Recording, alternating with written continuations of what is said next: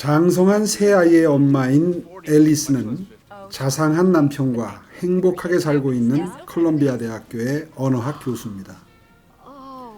자식들로부터 50번째 생일을 축하받는 기분이 다 가시기도 전에 그녀는 알츠하이머에 걸렸다는 사실을 알게 됩니다. 처음에는 인정하지 않았지요. 아니, 인정할 수가 없었겠지요. 내 나이가 몇인데. 그러나 익숙한 단어가 떠오르지 않고 요리 레시피를 잊어버리고 조깅 중에 자기가 어디에 와 있는지도 모르는 황당한 일들이 벌어지면서 그녀는 심각해졌습니다. 앨리스는 남편에게 그 사실을 알립니다. 그러나 남편은 건망증 정도로 생각했는지 쓸데없는 걱정 말라며 오히려 나무랍니다. 앨리스는 그런 남편에게 화를 내며 소리칩니다. 내가 느낀다니까? 내가 알아. 뇌가 죽어가는 기분이야. 내가 평생 이룬 것들이 사라질 거라고. 전부 다. 앨리스는 남편과 같이 병원에 갑니다. 의사의 진단은 바뀌지 않았습니다. 더구나 자식들이 그 유전자를 가졌을 때 그 병에 걸릴 확률이 100%랍니다. 이제 그녀는 자식까지 걱정해야 합니다. 자식들이 검사를 했습니다. 아들은 음성, 큰딸은 양성이었습니다. 앨리스는 큰딸에게 미안하다는 말을 반복합니다. 현재의 엄마 모습이 미래의 큰딸 모습이겠지요. 앨리스는 삶을 포기하고 싶지 않습니다. 그러나 결국 무너집니다. 말기암도 1%의 희망은 남겨놓습니다. 이 병은 절망 그 자체입니다. 기억을 잃어가면서 그 끝에는 우스꽝스러운 내가 된다는 것. 그걸 알면서도 막을 수 없다는 것이 얼마나 끔찍한 일이겠습니까? 나중에는 그것조차도 잊어버리겠지만요. 앨리스는 요양원의 알츠하이머 환자들을 보면서 기억을 다 잃기 전에 그 지점에서 삶을 끝내기로 결심하고 노트북 앞에 앉습니다. 안녕 앨리스, 나는 너야. 이제부터 아주 중요한 얘기를 할 거야. 이제 막다른 길에 온 거겠지. 어떤 질문에도 답 못할 지경 말이야. 앨리스는 나중에 수면제를 먹고 죽는 방법을 노트북에 영상 메시지로 남겨놓은 것입니다. 그녀의 기억 상실은 가속도가 붙었습니다.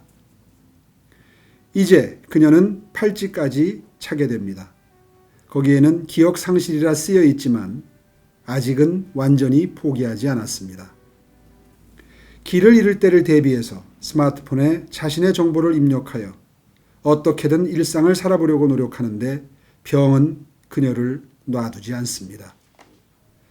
집안에서조차 화장실을 찾지 못해서 스스로도 충격을 받은 듯 흐느끼어 웁니다.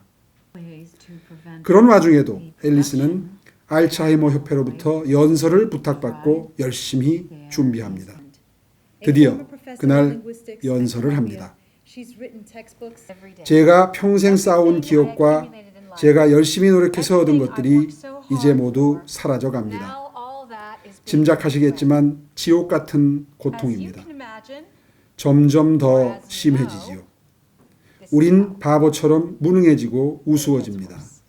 하지만 그건 우리가 아닙니다. 우리의 병이지요. 제가 고통받는다고 생각하지 마세요. 전 고통스럽지 않습니다. 애쓰고 있을 뿐입니다. 이 세상의 일부가 되기 위해서, 예전의 나로 남아있기 위해서지요.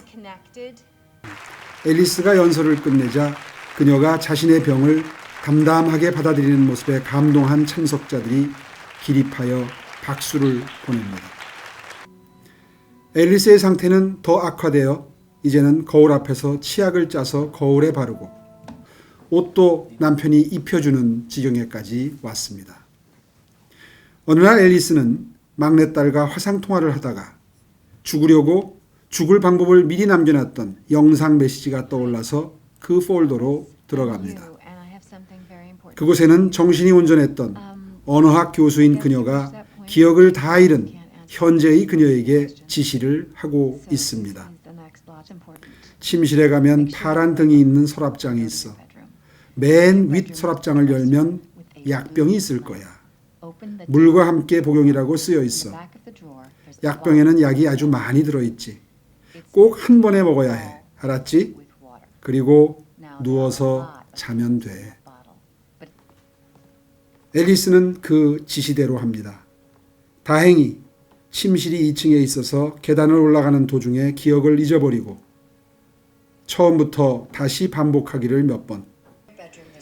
이번에는 노트북을 들고 올라가 서랍장 속에 수면제 약병을 꺼내 화장실로 들어가는 것까지는 성공합니다. 그러나 간병인이 들어오면서 앨리스는 무엇을 해야 할지 잊어버립니다. 인간으로서의 존엄성을 지키려고 했던 그녀의 계획은 이렇게 실패로 끝이 납니다. 그녀를 그녀답게 만들어주는 것은 기억입니다. 그렇다면 기억이 사라진 그녀는 누구일까요? 앨리스의 머릿속에 유일하게 남아있는 기억은 어린 앨리스가 아버지와 함께 뛰놀던 바닷가였습니다. 현재의 그녀의 모습과 비교돼서 저에게는 가슴 아픈 장면이었습니다. 자식들 중에 가장 말썽을 부리던 막내딸이 배우가 되겠다는 꿈을 접고 집으로 돌아와 아빠 대신에 엄마를 돌보면서 영화는 끝이 납니다. 앨리스는 오늘도 이 세상의 모든 알츠하이머 환자들처럼 살아가고 있습니다. 저는 이 영화를 보면서 인간이라고 하는 것이, 이 사람이라고 하는 것이 얼마나 하잘것없는 존재인가 이런 생각을 할 기회가 여러 번 있었습니다. 이 여주인공은 지적 능력이 매우 출중한 세계적인 석학반열에 오른 언어학 교수였죠. 그런데 말을 잊어버려 가면서 기본적인 인간의 존엄성조차도 허물어져 내려가는 순간순간들을 지켜보면서 정말 사람이라는 게 얼마나 허무한 존재인가 이런 생각을 했었는데요. 비단 저만의 생각일까요? 사실 어르신을 집에서 함께 모시고 사는 분들은 거의 대부분 이와 유사한 경험을 하실 거라고 생각합니다.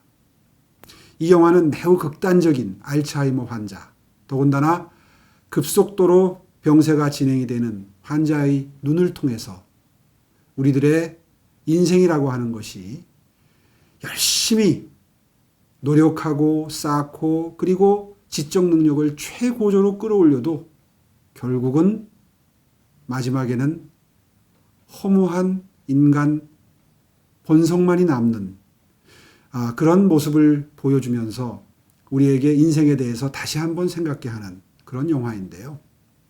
아마도 이 감독은 그런 인생에 관한 우리들의 생각을 정리할 수 있는 기회를 주기 위해서라도 일부러 최고로 지적인 대학 교수 그리고 하필이면 전공이 언어학인 상황을 설정을 했던 것 같습니다.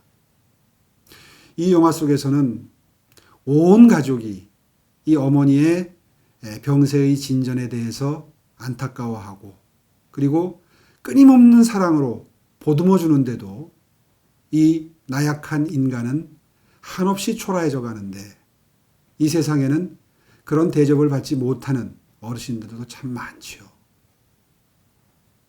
참으로 많은 것을 생각게 하는 그런 영화였는데 사실 대자연 속에서 그리고 복잡하게 펼쳐지는 우리 인간 세상사 속에서 인간이라는 건 정말 어느 순간 사라져도 아무 의미가 없는 그런 존재임을 깨닫게 될 때 우리가 저지르는 많은 죄악, 많은 집착 이런 것들이 최소화되면서 인간적인 삶, 우리가 바라는 그런 세상이 만들어질 수도 있지 않을까 하는 생각도 가끔은 하게 됩니다.